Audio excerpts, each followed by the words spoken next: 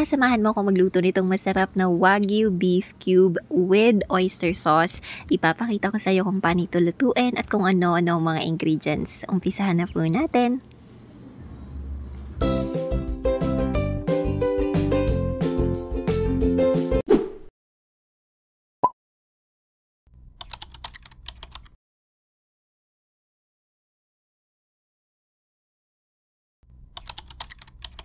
Buksan ang kalan at iset ito sa medium fire. Hintayin matanggal yung water. Tapos saka tayo maglagay ng katamtamang dami ng cooking oil. And syempre, hintayin natin uminit yung cooking oil bago tayo mag-umpisang magluto.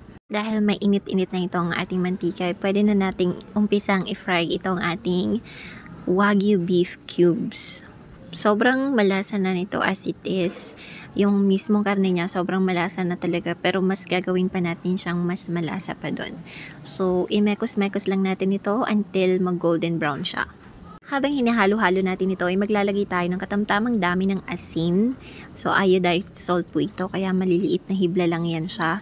Siyempre, sabi ko sa iyo kanina, malasa na talaga ito siya, pero gagawin pa natin siyang mas malasa. So, maglalagay din po tayo ng black pepper dyan.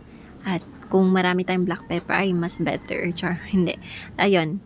Tapos, continue lang yung pag-stir natin. Tapos, may lalagay tayong liquid seasoning. This is another way para maging malasa itong ating Wagyu beef. Pero kung wala kayo nito, it's completely okay kasi meron pa naman tayong ibang ilalagay na ingredient later. So, halu-haluin lang natin ito. Continue stirring lang para hindi syempre masunog itong ating Wagyu beef. At this point, igigilid lang natin siya saglit. Tapos, isasaute na natin itong bawang natin. Mas maganda kung generous yung bawang natin. Pero ayan, kung nakikita nyo, marami na talaga yung bawang yan. Isang clove na yan ng bawang. Pero konti lang siya tingnan kasi malayo. Tapos yan, i-mekos-mekos lang din natin. Saute natin hanggang sa maging golden brown na ang ating bawang. At this point, pwede na nating pagsama-samahin itong ating Wagyu beef, pati itong ating sinute na bawang. Ay nako, kahit ito pa nga lang masarap na talaga siya, pero hindi pa dyan nagtatapos ang lahat. Pasasarapin pa natin ito gamit itong ating oyster sauce. Ito ang isa sa mga secret ingredient natin para talaga namang malasang malasa itong ating Wagyu beef na kahit isang peraso lang nito, pwede mo lang maubos ang isang buong kanin mo. Isang takal ng kanin. Sure ako dyan. Ayun, kung matipid ka sa ulam. Pero kung hindi, then hindi yun possible. Pero yan, continue stirring lang, continue mixing para hindi, syempre, masunog. And at the same time, pantay-pantay yung kanyang lasa. As you can see, yung ibang Wagyu beef ay golden brown na. Yung iba naman ay hindi pa gaano. That's why, i-continue lang natin yung paglagay nito sa fire, okay? So, maglalagay din tayo nitong dried na rosemary herb.